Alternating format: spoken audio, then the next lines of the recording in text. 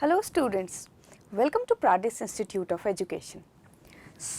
शुरू करते हैं आज की क्लास। आज की क्लास में हम कंटिन्यू करने वाले हैं आपका हिस्ट्री का चैप्टर नंबर 2, जो कि आपके टर्म 2 के सिलेबस का बहुत ही इम्पॉर्टेंट और इकलौता चैप्टर है।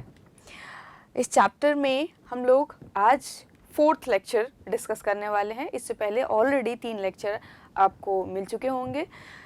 आज के लेक्चर में सबसे पहले तो हम ये देख लेते हैं कि पहले के 3 लेक्चर में हमने ऑलरेडी क्या पढ़ा है। तो पहले के 3 लेक्चर में हमें ओवरव्यू मिला था पूरे चैप्टर का, और हमने डिस्कस किया था टॉपिक इमर्जेंस ऑफ नेशनलिज्म, जिसमें हमने फर्स्ट वर्ल्ड वॉर की बात की थी, हमने खिलाफत मूवमेंट की बात की थी, हमने सत्याग्रह के आइडिया और खिलाफत और नॉन कोऑपरेशन दोनों मूवमेंट का कैसे मर्जर हुआ था, किस तरीके से हमारे जो महात्मा गांधी जी थे, हमारे जो फादर ऑफ नेशन हम जिनको कहते हैं, महात्मा गांधी जी के लीडरशिप में कांग्रेस ने और जो 2 भाई थे जो खिलाफत मूवमेंट को लीड कर रहे थे, उन दोनों ने एक साथ मिल करके जो एक मर्जर ऑफ कह सकते हैं खिलाफत और नॉन कोऑपरेशन मूवमेंट का चलाया था, वो किस तरीके से कंटिन्यू हुआ था एंड क्या था रॉलेट एक्ट और इस एक्ट का क्या इम्पैक्ट था, इसके अगेंस्ट में सत्याग्रह कैसे हुआ था, ये सब कुछ हमने पिछले लेक्चर्स में ऑलरेडी डिस्कस कर लिया है। तो हम आज के लेक्चर में क्या करने वाले हैं? हम आज के लेक्चर में डिस्कस करने वाले हैं कि किस तरीके से अलग अलग जो सोसाइटी के कम्युनिटी के लोग थे, ग्रुप ऑफ पीपल थे, उन्होंने इस सत्याग्रह में पार्टिसिपेट किया, इस मूवमेंट में, नॉन कोऑपरेशन मूवमेंट में पार्टिसिपेट किया। ये मूवमेंट टाउन्स में, कंट्री साइड एरियाज़ में किस तरीके से स्प्रेड हुआ या कैसे अडॉप्ट किया गया, और किस तरीके से जो प्लांटेशन वर्कर्स थे उनके अंदर स्वराज से रिलेटेड फीलिंग्स क्रिएट हुई और उन्होंने उसको लेकर के क्या एक्शन लिया। लास्ट लेक्चर में हमने एंड किया था 3 क्वेश्चंस के साथ में। वो 3 क्वेश्चंस के आंसर हमें आज के लेक्चर में मिलेंगे। How did the movement unfold, वो नॉन कोऑपरेशन मूवमेंट किस तरीके से यानी कि अप्लाई हुआ या लोगों ने उसे फॉलो किया, किस तरीके से अपना रूप लेता गया वो अलग अलग इलाकों में, and who participated in it, कौन कौन से लोगों ने पार्टिसिपेट किया था इसमें, and how did different social groups conceive of the idea of non cooperation. तो ये 3 क्वेश्चंस के आंसर हम आज के लेक्चर में ढूंढने वाले हैं। ओके, आपको बहुत ईजीली समझ में आएगा सारा कुछ, ये मेरी कोशिश रहेगी। तो देखते हैं। सबसे पहले हम डिस्कस करने वाले हैं differing stands with the movement, यानी कि जो अलग अलग ग्रुप ऑफ पीपल थे उनका इस मूवमेंट को लेकर के क्या स्टैंड था या किस तरीके से वो रिएक्ट कर रहे थे। So, the non-cooperation खिलाफत मूवमेंट बिगन इन जनवरी 1921। अच्छा, यहाँ पे एक बहुत इंपॉर्टेंट इन्फॉर्मेशन है जो आपको पता होना चाहिए। लास्ट क्लास में मैंने कहा था कि दिसंबर 1920 में ये मूवमेंट जो है वो अडॉप्ट किया गया था। तो मैं आपको फिर से याद दिला रही हूँ, 1920 दिसंबर में मूवमेंट कांग्रेस के सेशन होने के बाद में अडॉप्ट किया गया था। ठीक है, आपको बहुत स्पेसिफिक रहना है इन 2 वर्ड्स को लेकर के, क्योंकि आपके बुक में ऐसे मेंशन है तो आप भी इसको बिल्कुल ऐसे ही लिखोगे, क्योंकि सवाल नंबर का है ना। तो जब हमसे क्वेश्चन आएगा कि अडॉप्ट कब हुआ था, तो दिसंबर 1920, और ये शुरू कब हुआ था, व्हेन डिड इट बिगिन, तो आपको लिखना है जनवरी 1921। ठीक है, आगे भी हम डिस्कस करेंगे, लेकिन अभी भी बता दे रही हूँ कि ये मूवमेंट ख़त्म कब हुआ, तो 1922। ठीक है, चलो अब कैसे कैसे हुआ, बीच में पूरा हमें एंड पे तो डायरेक्ट नहीं पहुँच सकते, बीच में क्या क्या हुआ सब पता होना चाहिए हमें। तो देखते हैं नॉन कोऑपरेशन मूवमेंट, और हम कह सकते हैं कि नॉन कोऑपरेशन खिलाफत मूवमेंट, क्योंकि ये दोनों तो मिल गए थे।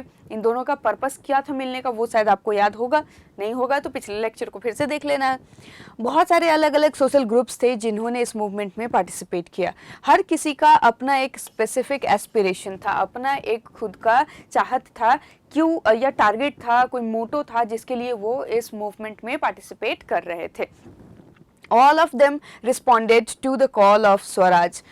हर ग्रुप के लोग जो है इस स्वराज का जो कह सकते हैं पुकार था, जो गांधी जी और कांग्रेस के लीडर्स और जो खिलाफत मूवमेंट के जो लीडर्स थे उनके तरफ से जो ये पुकार लगाई जा रही थी इसको ज्वाइन करने के लिए, सभी ग्रुप्स ने उसके लिए रिस्पॉन्ड किया।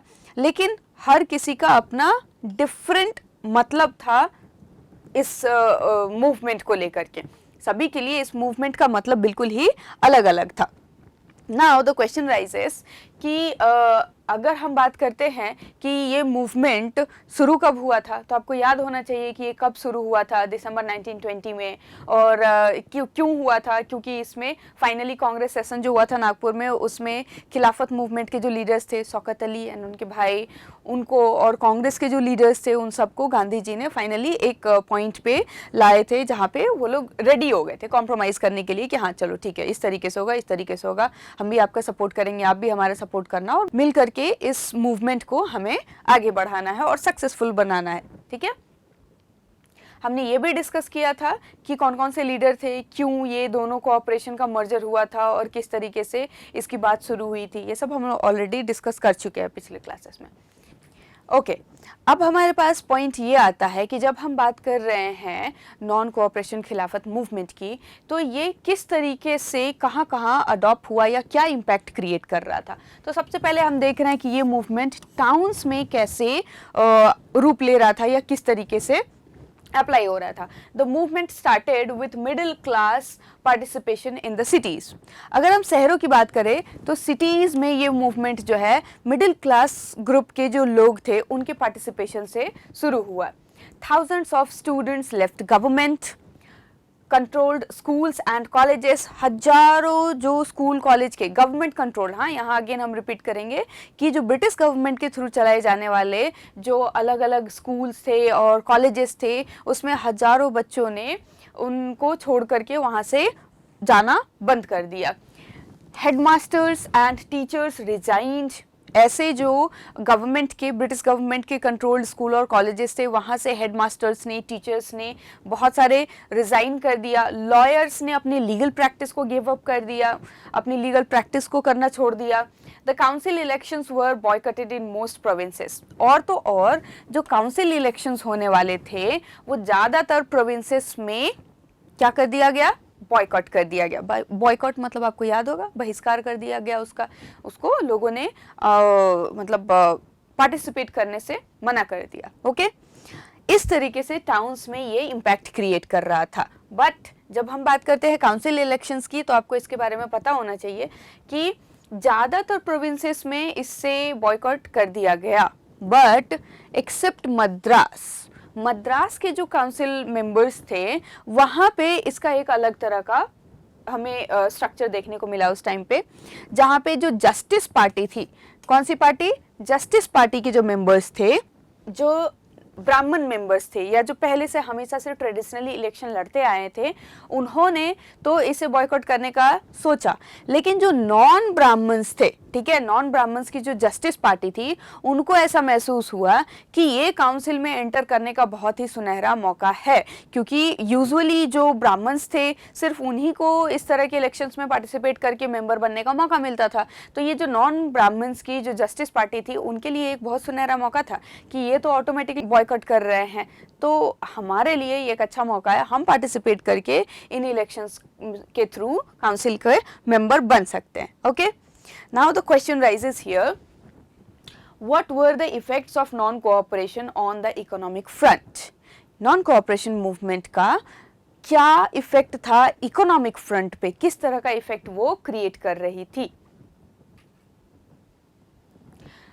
तो जब हम बात करते हैं इसके इफेक्ट की तो हमें पता चलता है कि बहुत ही अलग अलग तरह की चीज़ें हो रही थी। The effects of non cooperation on the economic front were more dramatic. Okay, बहुत ही इफेक्टिवली दो वर्ड्स में ही बता दिया गया है कि बहुत ही ड्रामेटिक था इसका इफेक्ट। क्या क्या था, पॉइंट वाइज देखते हैं। पहला, foreign goods were boycotted, liquor shops picketed and foreign clothes burned in huge बॉनफायर्स।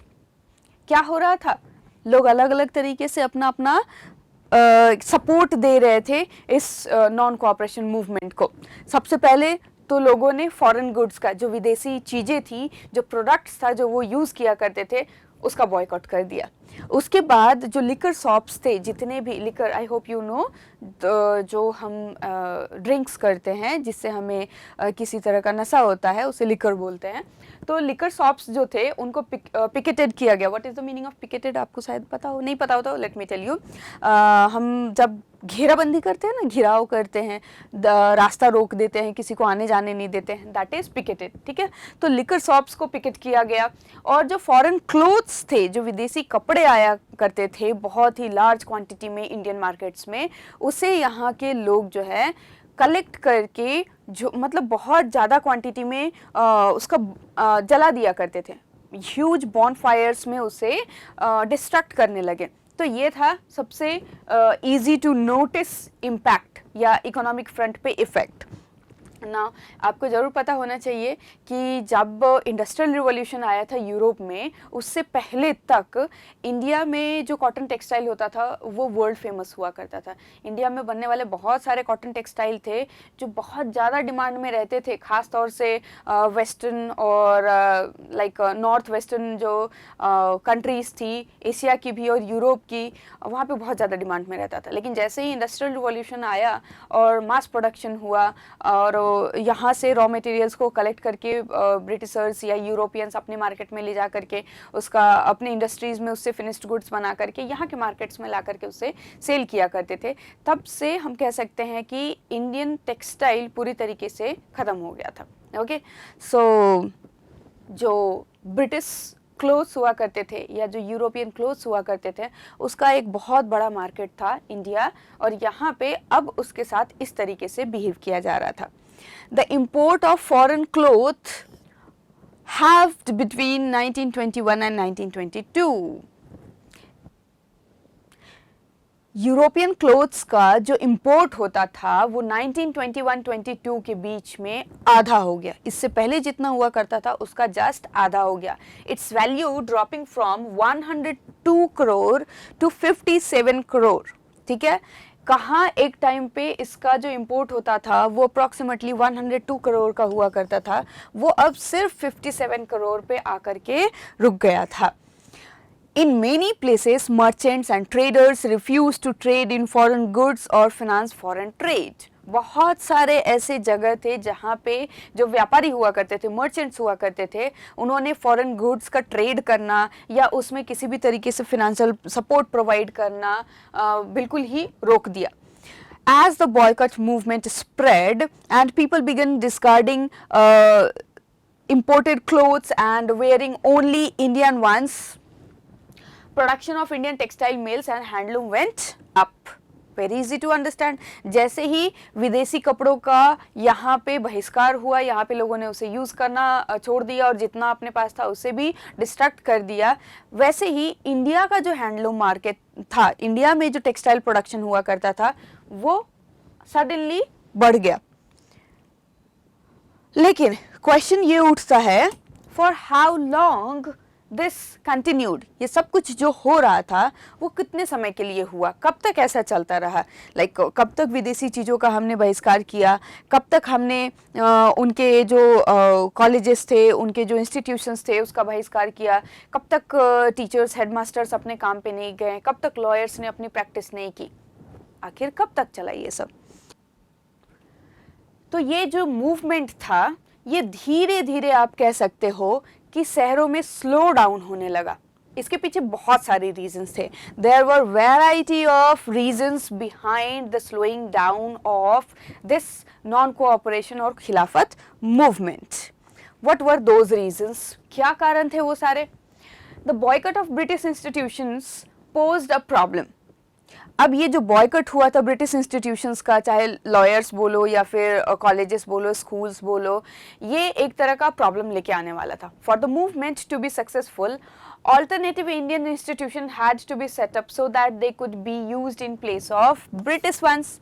Movement को सक्सेसफुली चलाए रहने के लिए या चलाए रखने के लिए और स्ट्रॉन्ग बनाने के लिए ज़रूरी था कि जिन इंस्टीट्यूशंस को छोड़ करके, बहिष्कार करके लोग घर पे बैठने को तैयार है, उसके ऑल्टरनेट में कुछ इंडियन इंस्टीट्यूशन ज़रूर होना चाहिए था। जो बच्चे, जो कॉलेज स्टूडेंट्स अपने स्कूल को, अपने कॉलेजेस को छोड़ चुके थे, जो कि ब्रिटिश गवर्नमेंट के थ्रू रन किया जाता था, उनके लिए इंडियन अथॉरिटीज़ के तरफ से चलाए जाने वाला या इंडियन लोगों के थ्रू चलाए जाने वाला कोई कॉलेज या इंस्टीट्यूशन होना चाहिए था जो उन्हें सब्स्टिट्यूट के तौर पे उस समय मिलता। These were slow to come up, लेकिन ऐसे इंस्टीट्यूशंस सामने आना बहुत ही स्लो प्रोसेस था इनका सामने आना। So students and teachers began to trickling back to government schools. धीरे धीरे स्टूडेंट टीचर्स जो थे वो काफ़ी लंबे समय तक वेट करने के बाद में वापस स्कूल में जाने लगे। जो लॉयर्स थे वापस गवर्नमेंट कोर्ट्स में वापस जाने लगे प्रैक्टिस करने के लिए, ताकि उनका भी काम बंद ना हो, क्योंकि कम्प्लीटली किसी चीज़ को शट डाउन करना for a while is easy, थोड़े से टाइम के लिए, लेकिन वही चीज़ अगर लॉन्ग टाइम के लिए हो जाता है तो बहुत ही ज़्यादा प्रॉब्लमेटिक होता है। ये तो अभी रिसेंट के टाइम में सबने एक्सपीरियंस किया है, राइट। लॉकडाउन थोड़े टाइम के लिए बहुत अच्छा था, जब लॉन्ग टर्म के लिए वो एक्सपांड होने लगा तो सभी को प्रॉब्लम होने लगी, right. Khadi cloth was often more expensive than mass-produced milk cloth, and poor people could not afford to buy it. How then could they boycott milk clothes for too long? बहुत genuine सा question है कि जो slow process से single person के through चरखा पे बना करके बनाया हुआ उस तरह के धागे से, उस तरह के यार्न से बनाया हुआ जो कपड़ा होता था, क्लोथ होता था खादी का, वो जाहिर सी बात थी महंगा होने वाला था इन कंपैरिजन टू मिल में मास प्रोडक्शन में प्रोड्यूस किया हुआ जो क्लोथ होता था, जो कपड़ा होता था, टेक्सटाइल होता था। तो आखिर कब तक लोग इतना महंगा प्रोडक्ट को यूज़ करने का सोचते, और कब तक वो मिल के बने हुए जो सस्ते कपड़े होते थे उसको अवॉइड कर सकते थे। जेन्युइन सा सिचुएशन है, अवॉइड करना तो बहुत ही मुश्किल था। ये सिचुएशन जो बन रही थी डिफ़िकल्टी वाली, उसे अवॉइड करना तो बहुत ही ज़्यादा प्रॉब्लमेटिक था लोगों के लिए। ये थी लेकिन टाउन एरियाज़ की बात, शहरों में किस तरीके से हो रहा था। Now here we must talk about जो रिबेलियन हो रहा था कंट्री साइड में, यानी रूरल एरियाज़ में, विलेज जो दूर दराज के इलाके थे वहाँ पे क्या हो रहा था। तो जब हम इसके बारे में स्टडी करते हैं तो हमें 3 अलग अलग जगहों की स्टडी करने को मिलती है हमारे चैप्टर में। हुआ तो बहुत कुछ था, लेकिन 3 जो सबसे इम्पॉर्टेंट है उसके बारे में हमें देखना है। From the cities the non cooperation movement spread to the countryside. Easy to understand कि शहरों से धीरे धीरे ये पूरा जो नॉन कोऑपरेशन मूवमेंट था वो कंट्री साइड रूरल एरियाज़ में भी, दूर दराज के इलाके में भी स्प्रेड होने लगा। It Drew into its fold the struggle of pageants and tribals. ठीक है, किसान और जितने भी ट्राइबल आदिवासी लोग थे उनकी जो मुसीबतें फर्स्ट वर्ल्ड वॉर के बाद शुरू हुई थी, उस सब को ये नॉन कोऑपरेशन मूवमेंट जो था अपने में खींचता ले आ रहा था। इतने सारे लोग जो किसान जो थे, जो ट्राइबल पीपल थे, जो फर्स्ट वर्ल्ड वॉर के बाद से ही बहुत ज़्यादा परेशान थे, वो सब इस नॉन कोऑपरेशन मूवमेंट के थ्रू जुड़ते जा रहे थे। उनको कुछ ना कुछ यहाँ से कनेक्शन फील हो रहा था। अब इस नॉन कोऑपरेशन मूवमेंट के जो 3 अलग अलग केस स्टडी है उसमें ये 3 लीडर्स जो है बहुत ही इम्पॉर्टेंट है। आई hope you can identify at least one of them. इसमें से किसी एक को तो आप आइडेंटिफाई कर ही सकते हो। आई थिंक दिस वन, इनको तो आप ज़रूर पहचान रहे होगे। इसे शायद कोई आइडेंटिफाई कर ले, and this one is very difficult to identify, I know, because this is not the real picture also. ये उनका रियल पिक्चर भी नहीं है, this is a picture of some painting और सम स्टैच्यूज पेंटिंग। तो देखते हैं कौन है ये लोग। ये 3 लीडर्स 3 अलग अलग जगहों के रिवॉल्यूशन के लीडर्स हैं। सबसे पहले केस स्टडी हम देखेंगे अवध के बारे में। जो अवध के लीडर हैं उनके लीडर थे Baba Ramchandra. Okay, this one, Baba Ramchandra. And then second we will discuss about Bardoli. Bardoli जो कि एक तहसील थी गुजरात की। I hope you know where is Gujarat. तो गुजरात के बरदोली जो तहसील था वहाँ पे एक नॉन कोऑपरेशन मूवमेंट के बारे में हमें पढ़ने को मिलेगा, जहाँ के लीडर थे Sardar Vallabhbhai Patel. Okay, and third we are going to discuss about Andhra Pradesh, जहाँ के लीडर थे अल्लूरी सीताराम राजू। अल्लूरी सीताराम राजू। ओके, तो इन तीनों के बारे में हमें डिटेल में डिस्कस करना है। Let us start with the first one, Awadh. Awadh के बारे में जानते हैं सबसे पहले।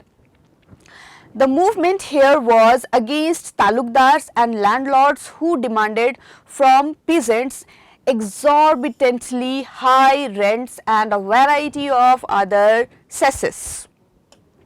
तो ये मूवमेंट जो था यहाँ पे अवध में जो मूवमेंट हुआ था वो खास तौर से वहाँ के जो तालुकदार थे, जो पूरे तालुका के जो हेड हुआ करते थे, जिसके ऊपर रिस्पॉन्सिबिलिटी होती थी अलग अलग तरह के टैक्स रेवेन्यू को कलेक्ट करने का, और जो वहाँ के लैंडलॉर्ड्स हुआ करते थे, उनकी जो डिमांड हुआ करती थी अकॉर्डिंग टू उनके ऊपर जो प्रेशर आता था उसके अकॉर्डिंग वो अपने नीचे के फार्मर्स के ऊपर प्रेशर बनाया करते थे।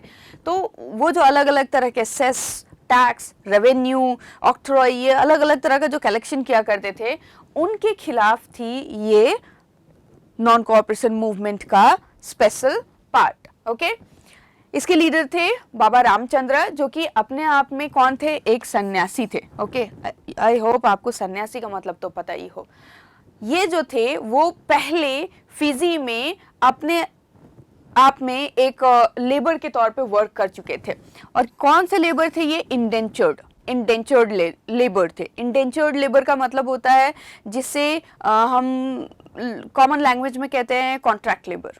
ठीक है, जो कॉन्ट्रैक्ट लेबर होते हैं, कॉन्ट्रैक्ट बेसिस पे काम करते हैं, जो कॉन्ट्रैक्ट उनके साथ हुआ है for a fix period of time by giving a fixed amount of wages, या जो भी उनको सेट किया जाता है। तो ये फिजी में एक कॉन्ट्रैक्ट लेबर के तौर पे ऑलरेडी वर्क कर चुके थे। सो इनको अंदाज़ा था, इनको एक्सपीरियंस था कि जो लेबर क्लास होती है, जो पीजेंट्स होते हैं, इनके साथ में क्या प्रॉब्लम होती है और उनको किस तरीके से ट्रीट किया जाता है। फिजी कंट्री के बारे में तो पता है ना, वर्ल्ड मैप में अगर आपने नोटिस नहीं किया हो, बहुत छोटी सी कंट्री है ऑस्ट्रेलिया के। जब आप साइड में जाते हो, कौन से साइड में? राइट हैंड साइड में। ऑस्ट्रेलिया की जब राइट हैंड साइड में वर्ल्ड मैप पे देखते हो तो आपको फिजी एक छोटा सा आइलैंड वाला कंट्री दिखता है, कुछ कुछ आइलैंड्स का एक ग्रुप है ये। ठीक है,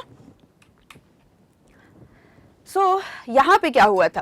pageants had to do begar. यहाँ पे एक्चुअली प्रॉब्लम क्या चल रही थी अवध में कि पेजेंट्स को, जो फार्मर्स हुआ करते थे, उनको फोर्स किया जाता था एक खास तरह का सर्विस प्रोवाइड करने का, और उस सर्विस को जो उन्होंने नाम दिया था उसे कहा जाता था बेगार। बेगार मीन्स बिना पगार के, बिना सैलरी के जो उनको काम करने के लिए कहा जाता था। And work at landlords farms without any payment, बिना किसी पेमेंट के उनको वहां पे काम करने के लिए कहा जाता था। As tenants, they had no security of tenure, being regularly evicted so that they could acquire no right over the leased land. ठीक है, एक प्रॉब्लम उनके साथ दूसरी ये भी थी कि एक तो पेमेंट नहीं मिल रहा है, बदले में उनको जो थोड़ा बहुत रहने की जगह या खाने पीने की जो फैसिलिटी दी जाती थी वो भी उनके लिए परमानेंट नहीं हुआ करती थी। क्यों? क्योंकि अगर वो लंबे समय तक उस जगह रहेंगे तो वहाँ पे कब्जा ना कर ले, इस डर से उनके जो रेंटर्स होते थे वो उनको कभी भी वहाँ से हटने के लिए बोल देते थे। तो उनको एक जो सिक्योरिटी होती है वो कभी मिलती ही नहीं थी।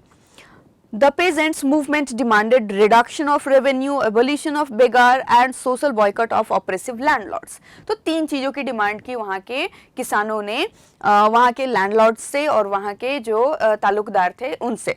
तीन क्या डिमांड थी? सबसे पहला कि उनको जो रेवेन्यू था उसमें रिडक्शन मिले, उसमें कमी की जाए, उसमें उसे घटाया जाए, और जो बेगार सिस्टम चलाया जाता था उसको एबॉलिश किया जाए, ख़त्म किया जाए, और जो ऑपरेसिव लैंडलॉर्ड्स थे उससे उनको जो सोशल बॉयकॉट एक्सपीरियंस करने मिलता था कि हम जमींदार हैं तो हम इस तरीके से रहेंगे और तुम क्योंकि लेबर हो तो तुम इस सोसाइटी में नहीं आओगे, ये नहीं करोगे, वो नहीं करोगे। तो ये जो सोशल बॉयकॉट उनको एक्सपीरियंस करने मिलता था उससे उनको आज़ादी मिले, रिलीफ मिले। So these were the demands of the peasants in Awadh during the non cooperation movement. ठीक है, in the leadership of Baba Ramchandra, okay, who was a sanyasi and earlier a indentured labour. ठीक है, याद रहना चाहिए सारा कुछ। इन many places nai, dhobi, bans were organised by panchayats to deprive landlords of the services of even barbers and washerman. ठीक है, इंडियन लैंग्वेज में ही लिखा हुआ है, नाई और धोबी सबको पता होगा, बंद, ठीक है, ये जो बंस लिखा हुआ है इसमें कंफ्यूजन नहीं होना चाहिए। तो नाई और धोबी जैसे जो बहुत ही बेसिक फैसिलिटी को प्रोवाइड करने वाले, सर्विसेज को प्रोवाइड करने वाले जो कम्युनिटी हुआ करती थी, उन्होंने भी बंद यानी कि स्ट्राइक किए, ताकि जितने भी लैंडलॉर्ड्स थे जो कि बड़े आराम से इनकी सर्विसेज लिया करते थे, उनको भी पता चले कि इनकी सर्विसेज की कोई वैल्यू है। Okay, in June 1920, Jawaharlal Nehru began going around the villages in Awadh, talking to the villagers and trying to understand their grievance.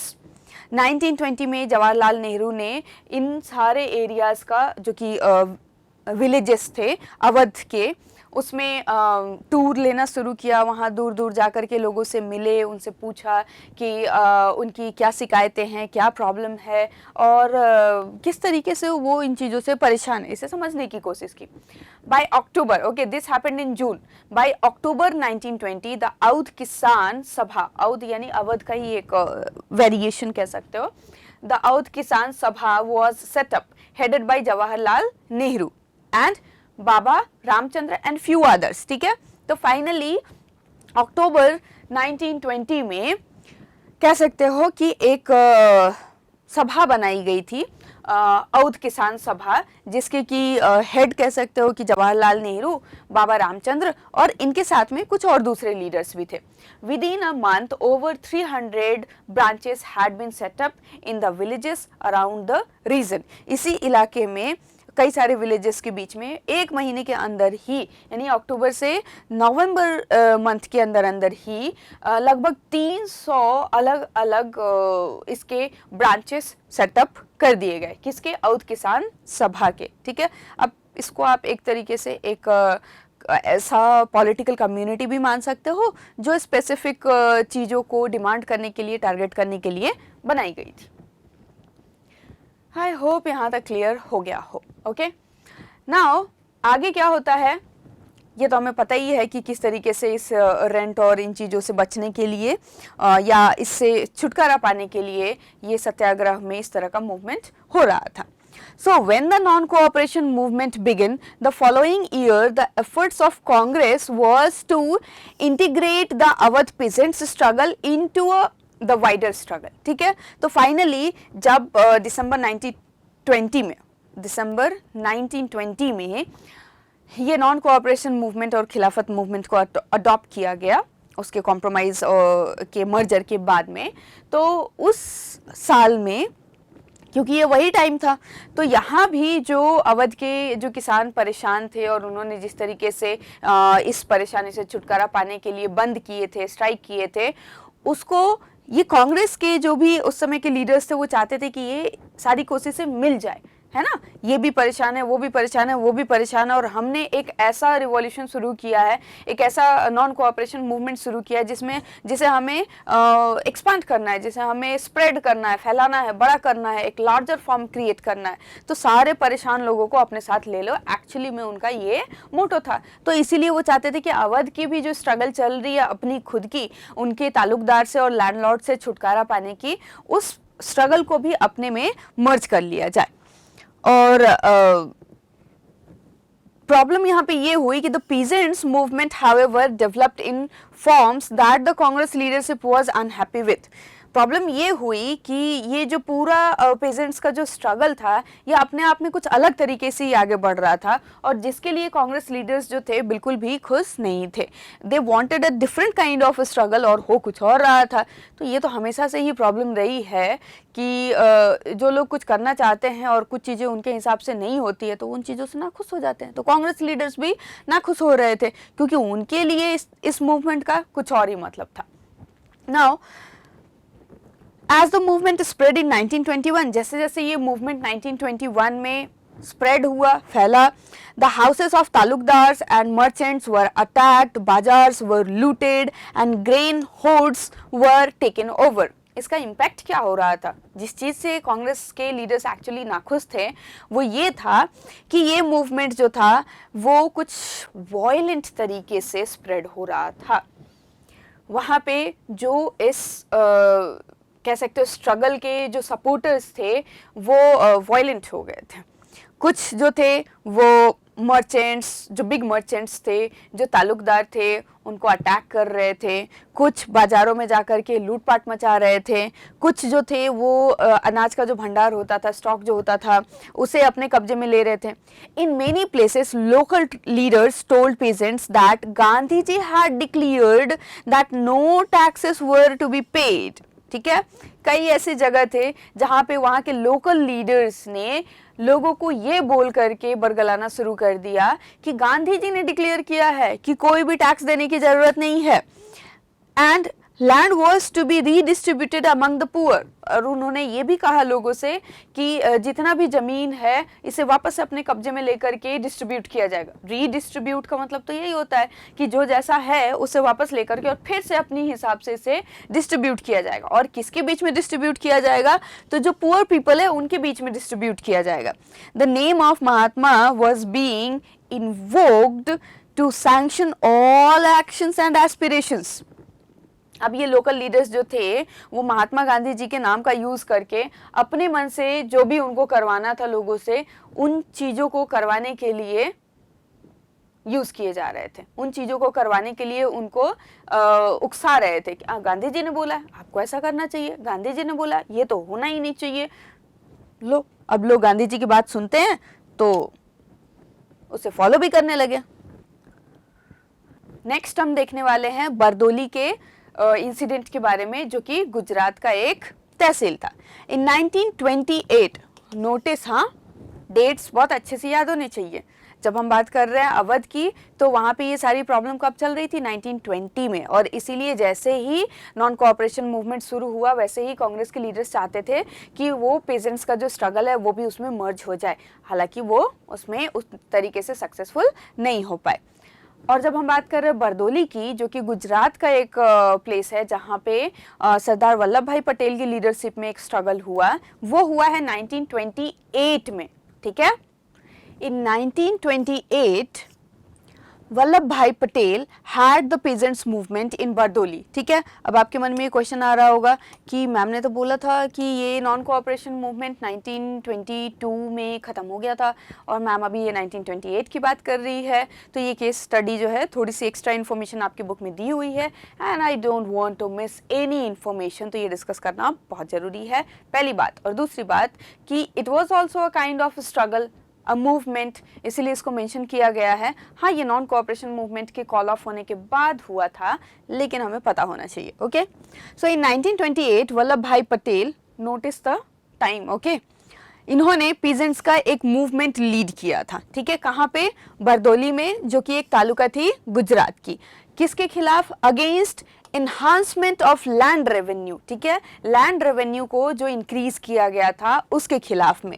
The Bardoli Satyagraha was widely publicised and generated immense sympathy in many parts of India. ठीक है, ये जो बरदोली सत्याग्रह हुआ था इसे पूरे India में बहुत ज़्यादा एक्सेप्टेंस मिली, बहुत ज़्यादा इसे पब्लिसाइज किया गया, और जिसकी वजह से बहुत ज़्यादा सिंपैथी इसके लिए थ्रू आउट द इंडिया लोगों के मन में उभरी, ओके, जागी। एक और थोड़ी सी इंफॉर्मेशन है उसी जगह पे बुक में। On 6 January 1921 the police in United Province fired at peasants near Raebareli. ठीक है, you must remember the dates and places. Okay, 1921 में ही, यानी कि जो नॉन कोऑपरेशन मूवमेंट चल रहा था उसी टाइम पे 6 जनवरी को यूनाइटेड प्रोविंस में रायबरेली में पीजेंट्स के ऊपर, किसानों के ऊपर जो है पुलिस फायर कर देती है। Jawaharlal Nehru wanted to go to the place of firing. Jawaharlal Nehru उस जगह पे जाना चाहते थे जहाँ पे ये गोली चलाने की घटना हुई थी, but was stopped by the police, लेकिन उनको पुलिस के तरफ से रोक दिया गया, जैसा कि अक्सर ही होता है। Agitated and angry, Nehru addressed the peasants who gathered around him. अब इसके बारे में थोड़ी सी और इन्फॉर्मेशन है कि चिढ़े हुए और गुस्साए हुए जो नेहरू जी रहते हैं वो क्या करते हैं कि पेजेंट्स के ग्रुप से मिलते हैं और उनके बीच में वो सोच में पड़ जाते हैं कि उन्हें क्या बोलना चाहिए, और तभी वो नोटिस करते हैं कि जितना गुस्सा उनके अंदर है वो थोड़े ही समय के लिए था, जितना गुस्सा उनके अंदर था वो थोड़े ही समय के लिए था। जब वो देखते हैं कि उनके चारों तरफ आए हुए किसान परेशान तो हैं लेकिन उनके जैसे वॉयलेंट होने को रेडी नहीं है, तो वो भी थोड़े शांत हो जाते हैं और फिर उनसे बात करते हैं उसके बारे में। Okay, now this was about the two places. The third one is about Gudem hills of Andhra Pradesh. यहाँ पे क्या होता है एक्चुअली, यहाँ पे बहुत इंटरेस्टिंग है, ठीक है।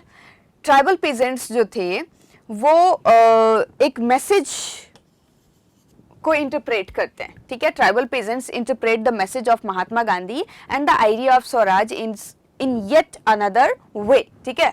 तो महात्मा गांधी जी जो ये सत्याग्रह का और ये स्वराज का जो कॉन्सेप्ट देते हैं, अपना खुद का शासन होगा, अपना खुद का राज होगा, इस कॉन्सेप्ट को वो ट्राइबल लोग जो है वो अपने ही तरीके से लेते हैं, ठीक है। उस तरीके से नहीं लेते हैं जैसा महात्मा गांधी जी एक्चुअली में लोगों को देना चाहते थे। In the Gudem Hills of Andhra Pradesh, for instance, a militant guerrilla आपको पता होगा, movement spread in the early 1920s. 1920s के अर्ली टाइम में ही, शुरुआती दौर में ही आंध्र प्रदेश के गुडेम हिल्स में जो ट्राइबल पीपल थे उनके तरफ से एक मिलिटेंट गोरिल्ला मूवमेंट जो है वो छेड़ा जाता है। अब मिलिटेंट गोरिल्ला मूवमेंट जो होता है वो जंगलों में रह कर के भी जो फाइट बैक करते हैं और एक स्पेशल काइंड ऑफ लाइक दूसरों से लड़ने का बाय फोर्स जो सिस्टम होता है उसे हम कह सकते हैं। तो ये उन्होंने शुरू कर दिया, किसने? ट्राइबल पीपल्स ने। कब? 1920s में, और अपने ही ट्राइबल लीडर के अंडर में रह करके। हालांकि उनके ट्राइबल लीडर भी जो थे वो महात्मा गांधी जी के बताए हुए मेथड को ही अडॉप्ट करने का दिखावा कर रहे थे, या कह सकते हो महात्मा गांधी जी के दिखाए हुए तरीकों को ही फॉलो कर रहे थे, ऐसा उनका कहना था एटलीस्ट। और वो भी सत्याग्रह को ही सपोर्ट करने की बात कर रहे थे, but not a form of struggle that Congress could approve, ठीक है। ये जो मिलिटेंट गुरिल्ला मूवमेंट उन्होंने शुरू किया था, ये कांग्रेस या गांधी जी की तरफ से बिल्कुल भी अप्रूव होने वाला नहीं था, क्योंकि ये वायलेंट मेथड था, क्योंकि ये एक ऐसा मेथड था जिसमें लोगों को हिंसा का सामना करना पड़ रहा था। और कभी भी गांधी जी हिंसा के, वायलेंस के सपोर्ट में नहीं थे, और कांग्रेस के लीडर्स जो उन्हीं को फॉलो करते थे वो भी इस चीज़ के सपोर्ट में नहीं थे। Here, as in other forest region, दूसरे ही जंगली इलाकों के जैसा यहाँ भी जो कॉलोनियल गवर्नमेंट थी उन्होंने फॉरेस्ट एरियाज में जाना कह सकते हो कि बैन कर दिया, लार्ज फॉरेस्ट एरियाज को रेस्ट्रिक्ट कर दिया, उसे गवर्नमेंट प्रॉपर्टी अनाउंस कर दी और लोगों को वहाँ जाने से रोकना शुरू कर दिया। जंगल में जाकर के जो ट्राइबल पीपल जंगल के प्रोडक्ट्स, जो जंगल से कलेक्ट होने वाली चीज़ों के ऊपर ही डिपेंड हुआ करते थे, उनको वहाँ पे जाने से ही रोकना शुरू कर दिया। क्यों जाते थे? पहले तो ये समझ लेते कि ये लोग जंगल में जाए क्यों करते थे। तो जंगल से जो हमें प्रोडक्ट्स मिलते हैं, चाहे वो हनी हो, वैक्स हो, लैक हो, वुडन हो, लाइक फायर वुड्स हो या टिम्बर हो, इन सबको कलेक्ट करने के लिए जाते थे। अलग अलग तरह के फ्रूट्स, इन सबको कलेक्ट करने के लिए वो जंगल में जाया करते थे। नाउ दे वर बैंड, अब उनको वहाँ पे जाना बैन कर दिया गया था। Not only were their livelihood affected, ना सिर्फ उनका जीवन यापन करने का जो सोर्स था वो अफेक्ट हुआ था, but they felt that their traditional rights were being denied। उनको ऐसा लगने लगा कि ठीक है, चलो हमारा तो खाने कमाने का जरिया तुमने बंद कर दिया, वो हम कुछ और ढूंढ लेंगे, लेकिन ये तो हमारा पारंपरिक अधिकार है जंगल में रहना, क्योंकि हम ट्राइबल पीपल है, हम जंगल के ऊपर ही जीने वाले लोग हैं और हमसे यही अधिकार छीना जा रहा है। तो उन्हें तो ये बहुत गलत लग रहा था, इसीलिए वो इसके अगेंस्ट जाने को भी बहुत इजीली रेडी थे। When the government began forcing them to contribute begar for road building, the hill people revolted। जब गवर्नमेंट इन लोगों को इस चीज़ के लिए भी फोर्स करने लगी कि जब वहाँ पे सड़क बन रही है तो उसमें आकर के बेगार करो, क्योंकि हम आपको यहाँ पे रहने दे रहे हैं, क्योंकि हम आपको खाने पीने दे रहे हैं, तो आप आकर के यहाँ पे फ्री में वर्क करो। Then the hill people revolted। तब इन पहाड़ी लोगों ने क्या किया? रिवॉल्ट किया। Ultimately the person who came to lead them was an interesting figure. As I told you, जो पर्सन उनके सामने उनको लीड करने के लिए आया वो वाकई में एक बहुत ही इंटरेस्टिंग फिगर था। अभी अभी हमने थोड़ी देर पहले डिस्कस किया था उनका नाम, वो थे अल्लूरी सीताराम राजू। ओके, अल्लूरी सीताराम राजू क्यों इंटरेस्टिंग थे ये आपको जरूर पता होना चाहिए। तो जानते हैं अल्लूरी सीताराम राजू के बारे में। Alluri Sitaram Raju claimed that he had a variety of special powers। वो ये क्लेम करते थे, वो इस चीज का दावा करते थे कि उनके पास बहुत सारे स्पेशल पावर्स है, ठीक है। He could make correct astrological prediction and heal people। वो भविष्यवाणी भी कर सकते थे कि ठीक है ऐसा होगा, आज चंद्र ग्रहण होगा, आज सूर्य ग्रहण होगा, आज बारिश होगी नहीं होगी, इस तरह का। वो बारिश तो हालांकि वेदर प्रेडिक्शन हुआ, लेकिन वो सूर्य ग्रहण, चंद्र ग्रहण, इस तरह की चीज़ों का प्रेडिक्शन किया करते थे।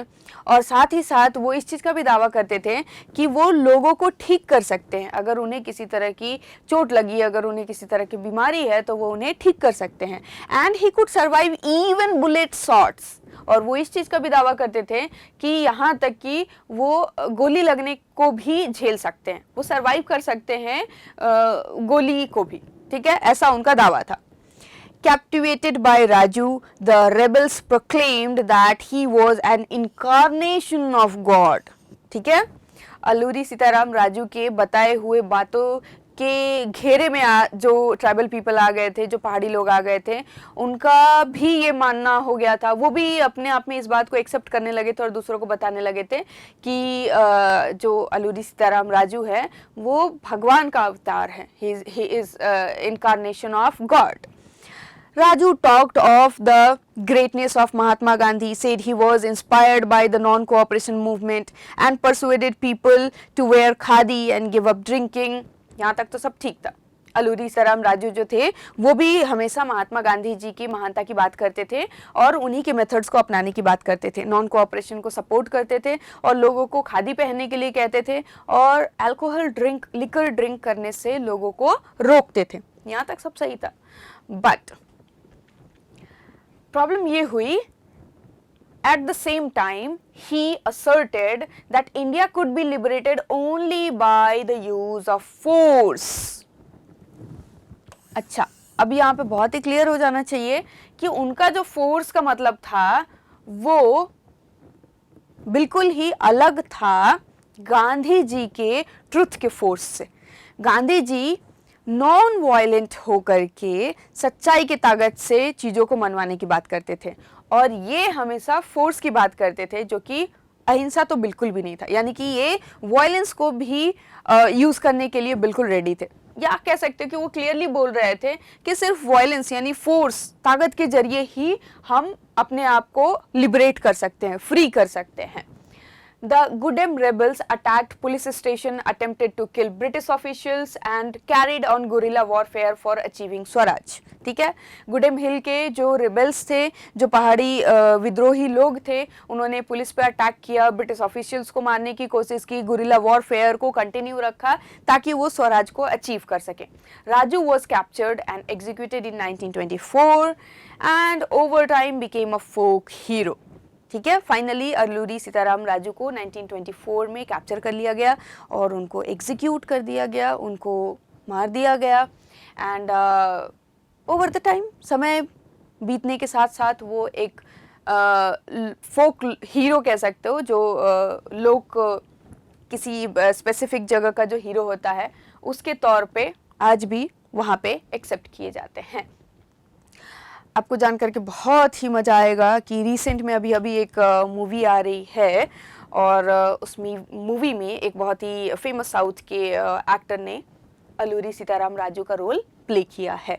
आपको फाइंड आउट करना पड़ेगा कौन सी मूवी है और क्या है। ओके, अब आप ये बोलोगे मैम एग्जाम के टाइम पे मूवी की बात कर रही, मैं सिर्फ इन्फॉर्मेशन कलेक्ट करने की बात कर रही हूँ, मैं ये नहीं कह रही हूँ कि मूवी देखना है। Okay, workers too had their own understanding of Mahatma Gandhi and the notion of swaraj. अब यहाँ पे जो हम जिन वर्कर्स की बात कर रहे हैं, हम बात कर रहे हैं प्लांटेशन वर्कर्स की। ठीक है, तो प्लांटेशन वर्कर्स जो थे कौन थे, पहले तो आपको ये पता होना चाहिए। तो लार्ज स्केल पे, लार्ज स्टेट्स में, बड़े बड़े स्टेट बोला मैंने, स्टेट नहीं बोला, ठीक है, लार्ज स्टेट्स में चाय पत्ती यानी कि चाय की जो खेती होती थी, चाय के जो बागान होते थे, कॉफ़ी या फिर शुगर कैन, इस तरह का जो प्रोडक्शन किया जाता था, एग्रीकल्चरल एक्टिविटी होती थी, उसमें बहुत सारे लेबर्स की ज़रूरत होती थी। तो एक जगह पे अगर ऐसे लेबर अवेलेबल नहीं रहते थे तो ये ऑफिसर्स क्या करते थे, दूर दराज के इलाकों से लोगों को यहाँ पे इमिग्रेट करवाते थे, बुलाते थे, ठीक है, और यहाँ पे रख करके उनसे काम करवाया जाता था। इन प्लांटेशन वर्कर्स की अपने आप में ही एक अलग तरह की प्रॉब्लमेटिक लाइफ थी। For plantation workers in Assam, freedom meant the right to move freely in and out for the confined space in which they were enclosed. ठीक है, जो प्लांटेशन वर्कर्स थे, खास तौर से जो आसाम के प्लांटेशन वर्कर्स थे, आपको ये याद होना चाहिए कि हम लोग स्पेसिफिकली आसाम के प्लांटेशन वर्कर्स की बात कर रहे हैं। तो ये जो प्लांटेशन वर्कर्स थे, इनके लिए फ्रीडम का मतलब सिर्फ इतना सही था, ज़्यादा कुछ डिमांड भी नहीं था, इतना सा डिमांड था कि उनको अपनी मर्जी से फ्रीली काम करने की जो उनकी जगह है, जहाँ पे उनको ज़बरदस्ती रखा गया है, वहाँ से जाने की, आने की आज़ादी हो। Okay, and it meant retaining a link with the village from which they had come. और इसका मतलब सिर्फ इतना सा था कि जिस गांव से उनको जबरदस्ती यहाँ लाया गया है, वहाँ उनको फ्रीली आने जाने दिया जाए, वहाँ से कनेक्शन रखने दिया जाए। ऐसा ना हो जैसा उनके साथ हो रहा था कि एक बार आने के बाद उनको कहीं भी जाने की परमिशन नहीं हुआ करती थी। Under the inland immigration act of 1859, ये एक एक्ट था, इस एक्ट के अकॉर्डिंग जो प्लांटेशन वर्कर्स थे उनको बिल्कुल भी परमिशन नहीं थी कि वो बिना वहाँ से परमिशन लिए हुए कहीं जाएं या कहीं जाने की सोचे भी, ठीक है, विदाउट परमिशन उनको वहां से जाने की बिल्कुल भी आज़ादी नहीं थी। और परमिशन भी वो परमिशन जो रेयरली ही उनको मिला करती थी, ठीक है। तो इस तरह के जो कन्फाइंड, बहुत ही ज़्यादा पैक्ड सिचुएशन जिसमें उनको बहुत तरह के प्रॉब्लम्स को फेस करना पड़ रहा था, इससे फ्रीडम वो चाहते थे। ओके, बट व्हाट हैपेंड, ये जो प्लांटेशन वर्कर्स थे, जो महात्मा गांधी जी के नॉन कोऑपरेशन मूवमेंट के बारे में सुन करके इतने ज़्यादा उससे क्या कह सकते हैं, इंस्पायर्ड हुए कि काम वाम छोड़ करके चल दिए सब अपने अपने घरों को वापस। उनके साथ हुआ क्या, एक्चुअली में वो कभी अपने घर पहुंचे ही नहीं। तो क्या हुआ जानते हैं। When they heard of the non-cooperation movement, thousands of workers defied the authorities, left the plantation and headed home. ठीक है, हजारों ऐसे वर्कर्स थे, प्लांटेशन वर्कर्स थे, जब उन्होंने महात्मा गांधी जी के नॉन कोऑपरेशन मूवमेंट के बारे में सुना तो उससे इंस्पायर होकर के उन्होंने प्लांटेशन का काम छोड़ दिया और वहां से अपने अपने घरों को निकल लिए। They believed that Gandhi Raj was coming and everyone who would be given land in their own village. Okay, उनका ये मानना था कि अब तो गांधी राज आ गया है। गांधी राज मतलब अब हमें हमारे गांव में ही जमीन दी जाएगी जिस पे हम खेती करके या अब काम करके हमारा जीवन यापन करेंगे। They however never reached their destination. हालांकि उनको अपने डेस्टिनेशन पे, जो घर का वो सपना देख करके वहां से निकले थे, वहां पहुंचने का कभी मौका ही नहीं मिला। वो नहीं पहुंच पाए। क्या हुआ, क्यों नहीं पहुंच पाए? Stranded on the way by a railway and steamer strike, they were caught by the police and brutally beaten up. रास्ते में जब वो निकले तो रेलवे स्ट्राइक, स्टीमर स्ट्राइक और जाने का कोई मीडियम नहीं, कोई मोड नहीं।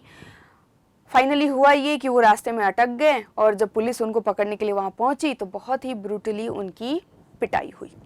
ओके, सो हम कह सकते हैं कि इनके साथ तो वाकई में बहुत बुरा हुआ। Now the vision of these movements were not defined by the Congress program. अब हम अल्टीमेटली इस पूरे जो अलग अलग स्टेप चल रहे थे, जिसमें कि हमने ये नोटिस किया कि किस तरीके से अलग अलग कम्युनिटी के लोग इस स्वराज के मूवमेंट को ले रहे थे और कहाँ कहाँ किस किस तरीके से स्प्रेड हुआ, इसका क्या इकोनॉमिकल इम्पैक्ट हुआ, उसको कंक्लूड करते हैं तो हमें ये समझ में आता है कि ये जो मूवमेंट का जो विजन था, जैसा होना चाहिए था कांग्रेस के लीडर्स का, कांग्रेस प्रोग्राम का, वो बिल्कुल भी ऐसा नहीं था जैसा ये हो रहा था। They interpreted the term swaraj in their own way. लोगों ने स्वराज टर्म को अपने ही तरीके से समझा। Imagining it to be a time when all suffering and all troubles would be over। एक तरफ कांग्रेस के लीडर्स थे जो अलग तरीके का सपना देख रहे थे, अलग तरीके का इमेजिनेशन लेकर के चल रहे थे इस मूवमेंट के लिए। एक तरफ वो लोग थे जिनके इमेजिनेशन में सारे दुखों से आज़ादी, सारे प्रॉब्लम से छुटकारा और एक जो मुसीबतों वाला टाइम चल रहा है इसके ख़त्म होने का जो दौर था वो था उनका vision. Yet when the tribals chanted Gandhiji's name and raised slogans demanding Swatantra Bharat, they were also emotionally relating to all Indian agitation. So all totally इतना ही मेंशन किया गया है कि फिर भी इतना कुछ डिफरेंट होने के बावजूद भी जब कोई भी ट्राइबल पीपल हो, कांग्रेस लीडर्स हो, कोई भी हो, जब वो स्वतंत्र भारत को बोलते थे या स्वराज का यूज़ करते थे तो उन सबके मन में एक ही तरह की इमोशन होती थी, एक ऐसी इमोशन होती थी जो उनको ट्रबल से फ्रीडम दिलाने वाली होती थी। एक अलग ही जॉयस एक्सपीरियंस था उनके लिए। We are going to end this lecture with this image. ये इमेज जो है वो चौरी चौरा विलेज का है जहाँ पे एक बहुत ही ब्रूटल इंसिडेंट हुआ था। At Chauri Chaura in Gorakhpur, a peaceful demonstration in a bazaar turned into a violent clash with the police। बहुत ज़्यादा डिटेल आपके चैप्टर में नहीं दिया हुआ है, so we are not going to into the depth। हम बहुत ज़्यादा डेप्थ में नहीं जाएंगे, बस इतना समझ लो कि फरवरी मंथ में यही जो मूवमेंट था ये कंटिन्यू चल रहा था। 1922 की बात हो रही है। अल्टीमेटली हम इस पूरे मूवमेंट के एंड पे पहुंच रहे हैं। तो एंड टाइम में ऐसा हुआ कि एक पीसफुल प्रोसेसन चल रहा था, धरना प्रदर्शन चल रहा था और बाजार में चल रहा था। कहाँ पे? चौरी चौरा जो गोरखपुर का एक जगह था, वहाँ पे इस डेमोन्स्ट्रेशन में क्या हुआ कि पुलिस वालों के साथ जो है डेमोन्स्ट्रेटर्स की झड़प हो गई और इस झड़प की वजह से जो पुलिस वाले थे उन्होंने फायरिंग कर दी और फिर 11, ठीक है, अप्रोक्सीमेटली 11 जो प्रदर्शनकारी थे, डेमोन्स्ट्रेटर्स थे, उनकी डेथ हो गई। इस इंसिडेंट से गुस्साए जो डेमोन्स्ट्रेटर्स थे, विलेजर्स जो थे, उन्होंने जाकर के पुलिस स्टेशन को आग लगा दी। They set ablaze that police station, ठीक है, और उसमें बहुत सारे पुलिस वालों की जान चली गई, वो उसके अंदर जिंदा जल गए। हियरिंग ऑफ द इंसिडेंट, इस घटना को सुनने के बाद, ठीक है, इस घटना को सुनने के बाद फरवरी 1922 में Mahatma Gandhi ji called a halt to the non cooperation movement. उन्होंने इस नॉन कोऑपरेशन मूवमेंट पे एक रोक लगा दी। Understood? In the next lecture we will talk about towards a civil disobedience, यानी कि हम सिविल डिसोबीडियंस के बारे में बात करेंगे, सॉल्ट मार्च की बात करेंगे और किस तरीके से ये जो सिविल डिसोबीडियंस मूवमेंट थी उसके क्या लिमिट्स थे और क्या उसके आगे प्रोजेक्शंस थे, वो सब हम लोग डिस्कस करेंगे नेक्स्ट लेक्चर में। आज के लेक्चर के लिए बस इतना ही। I hope you guys have understood each and everything. सब कुछ आपको अच्छे से समझ में आया होगा। नहीं समझ में आया, कोई पॉइंट अगर, कोई क्वेश्चन है अगर, तो आपको पता है आपको कैसे पूछना है और नेक्स्ट लेक्चर भी आपको इमीडिएटली पता चले अपलोड होने के बाद। इसके लिए आपको क्या करना है ये मुझे बताने की ज़रूरत नहीं है। So that's all for today. Thank you.